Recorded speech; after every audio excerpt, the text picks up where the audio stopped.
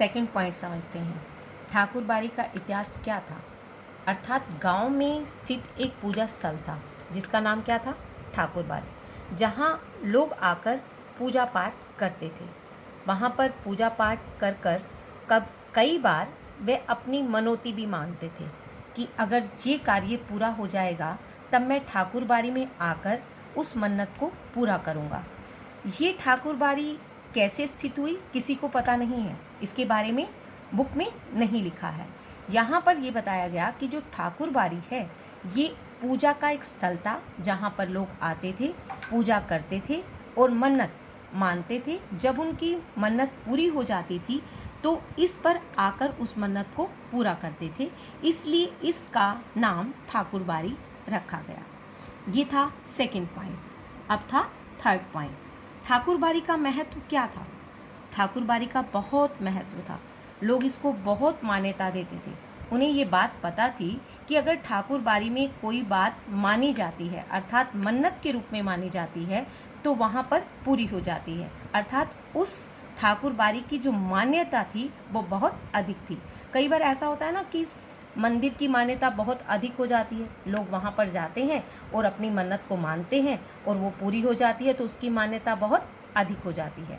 तो यहाँ पर ठाकुरबाड़ी का महत्व था कि वहाँ पर ठाकुरबाड़ी की मान्यता बहुत अधिक थी। ऐसा माना जाता था कि ठाकुरबाड़ी में जो मन्नत मानी जाती है वो पूरी हो जाती है। जैसे फसल होती थी, गांव में लोग आते थे, पहली फसल को किस पर चढ़ाते थे? ठाकुरबाड़ी के अंदर चढ़ाते थे। कोई जन्मदिन होता था तब ठाकुरबाड़ी में आकर वहाँ पर मन्नत मानते थे और वहाँ पर चढ़ावा चढ़ाते थे। तो इसलिए ठाकुरबाड़ी का जो महत्व था बहुत अधिक था। अब नेक्स्ट पॉइंट समझते हैं कि हरिहर काका का परिवार कैसा था।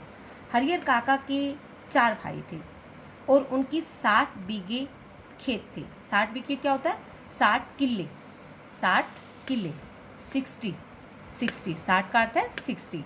60 किले खेत थे और 4 भाई थे तो कितने आ गए? 15 किले चारों के हिस्से आ गए। हरिहर काका के जिम्मे कितने थे? 15 थे।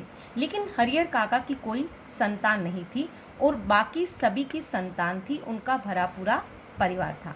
हरिहर काका के 4 भाई थे, उनकी 60 बीघे खेत थे, अर्थात 60 किले खेत थे और हर भाई के जिम्मे कितने थे? 15 किले, अर्थात 15 किले हर भाई के हिस्से में आते थे।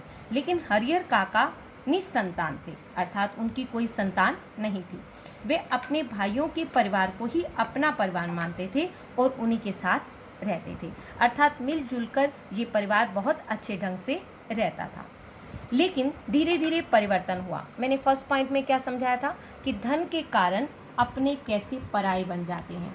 अब जीवन की हकीकत को इस कहानी के जरिए कैसे बताया गया है, इस पॉइंट में हम बताते हैं। हरिहर काका की मुसीबत।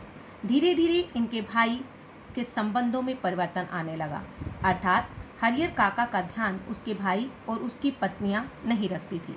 उनके संबंधों में जो परिवर्तन था वो लगातार आ रहा था। इसलिए इस परिवर्तन को देखते हुए हरिहर काका का मन जो था मुसीबत में पड़ गया।